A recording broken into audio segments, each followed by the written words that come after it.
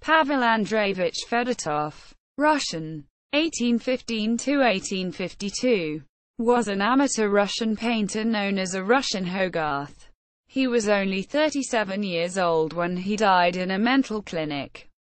Biography: Fedotov was an officer of the Imperial Guards of St. Petersburg.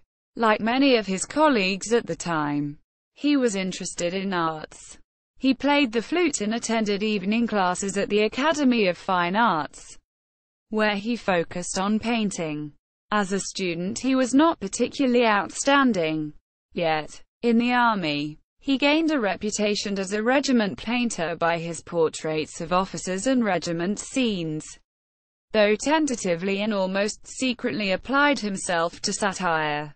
Although what would equate to a notable career of the day, the idea of being a regiment painter did not appeal to Fedotov, who believed that a true creative artist should devote himself to art completely and so choosing to concentrate more fully on his painting. He retired himself from the army in 1844 and handed himself over to his artistry. Since his salary within the army was not insubstantial and having to support his family back in Moscow, his future, now resting on his creative talents alone, would have been somewhat daunting.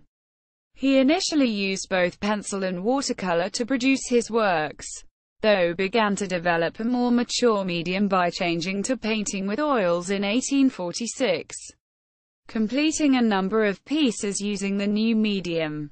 Most notable, the newly decorated Picky Bride and Untimely Guest were full of the satire and critique surrounding the then current social and political order. Fedotov's works were recognized as a new word in art at the exhibition of 1848 in St. Petersburg and brought the painter success that promised his prosperity and, hence, the possibility to continue his work. Perhaps the crowning achievement of his career was Major's marriage proposal, 1851, displaying the maturity with which Fedotov's skill had developed.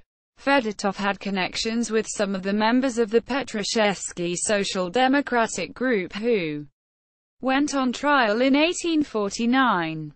This created some problems for him with the official censors, sharing the fate of the many democratic-minded intelligentsia.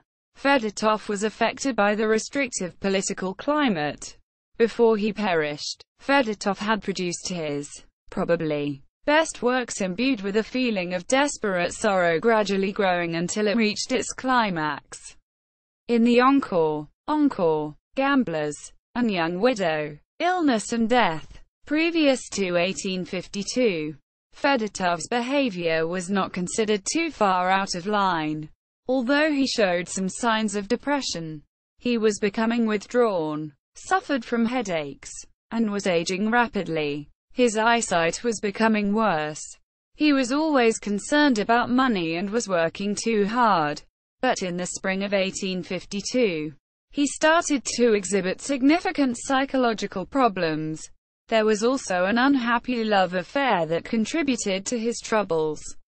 He started to spend money wildly, and offered to marry numerous women in Moscow at the same time. Eventually, his strange behavior led to his arrest by police, after which he was put in a mental hospital. The illness progressed rapidly. The treatment was not very helpful. It included brutal corporal punishment. Some of his friends visited and left some notes. He died in a mental clinic at the end of 1852. Works: Brief biography.